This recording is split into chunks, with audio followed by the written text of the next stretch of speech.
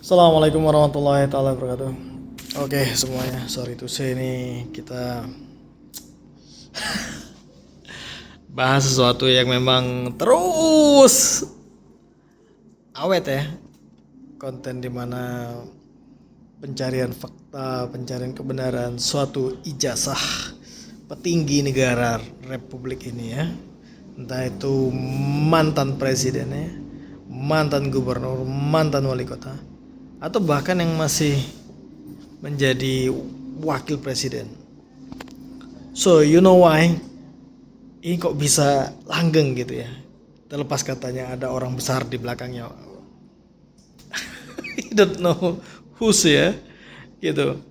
Tapi ini memang sangat menggelitik kita sekali gitu ya, karena ini kalau memang dibiarkan, sengaja dibiarkan, jadi tidak ada yang salah memang hal seperti ini terus bergulir seperti itu dalam ruang lingkup ya, karena orangnya itu, aktornya itu ya, kita sebut aja lah ya, Bapak Roy Suryo, Doktor Roy Suryo beliau itu, ataupun Doktor Rismon ya, ataupun Doktor Tipa. Tapi sekarang mungkin yang kita lihat ya, yang paling frekuensinya tampil di ke publik ya, ataupun di bagian-bagian podcast, bagian-bagian talk show gitu ya, itu Dr. Roy Suryo. Mungkin ya wajah beliau orang sudah familiar ya, terus cara beliau menyampaikan juga entertain politik kalau kita ngomong ya, seperti itu. Dan ini dimana kita juga sekarang melihat Dr. Rismon juga ngevlog sana kesini ya, ke departemen Meristek Dikti ataupun mungkin ke KPU juga, ataupun yang pasti sudah yang kita tahu ke UGM gitu ya, ke perpustakaan UGM, mengulik-ngulik seperti itu. Dan Dokter Tifa juga sama ya, biasanya kumpul konferensi pers seperti itu yang kita lihat. Ini yang kita sampaikan ini orang-orang aktor-aktor yang leluasa sekali. Ya kalau kita ngomong juga misalkan pengacara beliau ya, juga sorry tuh sih ya, memang bahasanya tuh ada intonasi yang provokatif kalau kita lihat ya. Terlepas apapun ya, karena memang mungkin dasarnya kita ketahui no viral no justice, itu yang diharapkan ya. Jadi yang diharapkan memang dengan komunikasi yang menggebu-gebu gitu ya. Jadi mengharapkan ini ya menggerakkan ya, entah itu aparat, entah itu semua lini yang berkepentingan ini harus punya kontribusi mendukung mereka, ataupun juga memperlihatkan celah di mana fakta ini fake semua. Dia punya ijazah ya, entah itu dari wali kota, gubernur, ataupun presiden 2 kali. Bagaimana kita melihat ya negara ini memang ketika dia mencalonkan jadi wali kota, gubernur, ataupun presiden 2 kali ya, kita lihat verifikasi validasi memang karena ini sudah berjalan, mungkin memvalidasi itu sungkan ya, karena dia sudah melampaui sebelumnya ya. Jadi trust saja ya.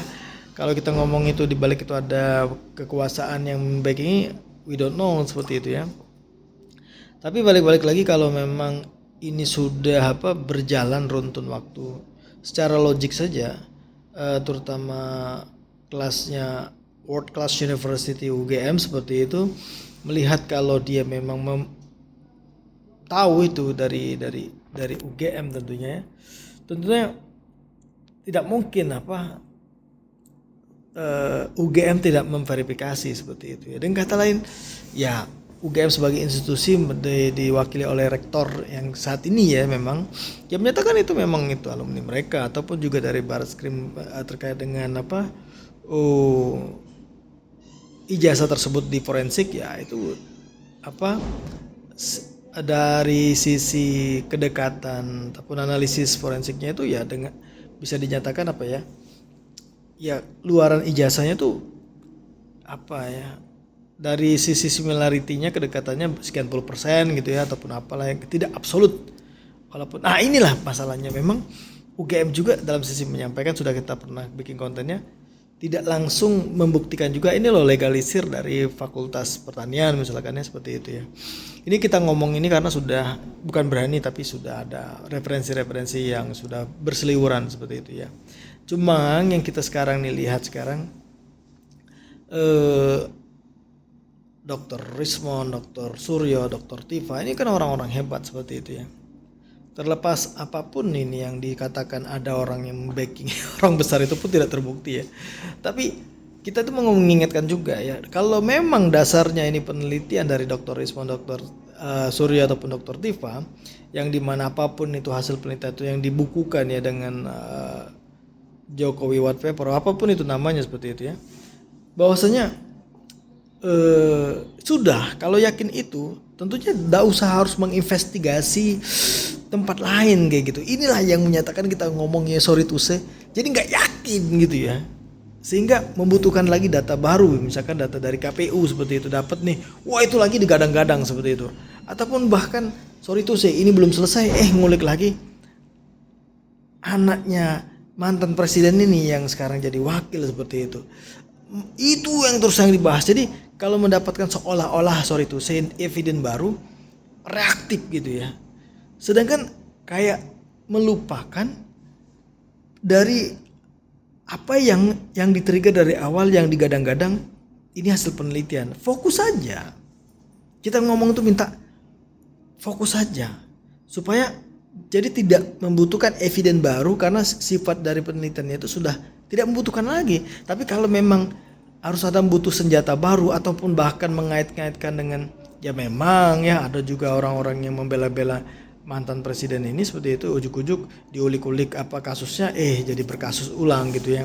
Yang sangat disayangkan saja ini selalu menjadi tontonan anak bangsa ini. Satu sisi seru ya, memang dalam sisi penyajian paparan talkshow ataupun podcast gitu ya, karena kayak memang ada sisi komunikasi yang bisa kita pelajari dari sisi ranah komunikasi ya. Akan tetapi juga dari sisi hati-hati kita dalam berbicara, karena jejak digital juga akan bisa menjadi fakta hukum seperti itu ya.